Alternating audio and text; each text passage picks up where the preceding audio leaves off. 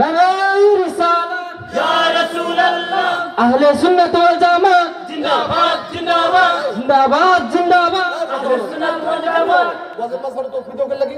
এটা বাদ করে জানো না কোন কুরআন হাদিসের মাহফিলে কোন বক্তারা যেন আরেকটু আলিম আসলে তাকবীর যেন না দেয় খেয়াল রাখবেন এটা বেয়াদবি এটা আমার বাচ্চাদের বুঝছে না দেখে দিছে বাস্তবিক কথা আমি আসতে আমার তাকবীর তো আমার ছোট ভাই ওয়াজ করতেছে তাকবীর দিতে পারে কি পারে না থামায় রাখছি আমি যে কুরআন হাদিসের ওয়াজ চলছে আমাদের ওয়াহিদুর রহমান সাহেব আসছেন আমি দেখবো ওনারে আসতে আমরা অবশ্যই অবশ্যই ধন্যবাদ জানাইবো মারহাবা আহলান সাহলান মুবারাকান কেমন আছে অনেক ভালো আছেন না আলাইকুম আছেন বসেন প্লিজ আমাদের কাঙ্ক্ষিত মেহমান আমাদের অনেক আদরের অনেক মায়ের অনেক মহব্বতের প্যারে হাজিরি আর কোনোদিন মাহফিলের মধ্যে কোনো বক্তা বাস্তবতা এটা এখন আমার পক্ষে কেউ স্লোগান দিবার লাগে এই ধরনের কথা হইতেছে না স্লোগান দেওয়া উচিত না কোরআন হাদিস আলোচনা আমি কি মন করা কোনো কথা হইতেছি কোরআন হাদিস থেকে যুক্তিসঙ্গত আপনার কাছে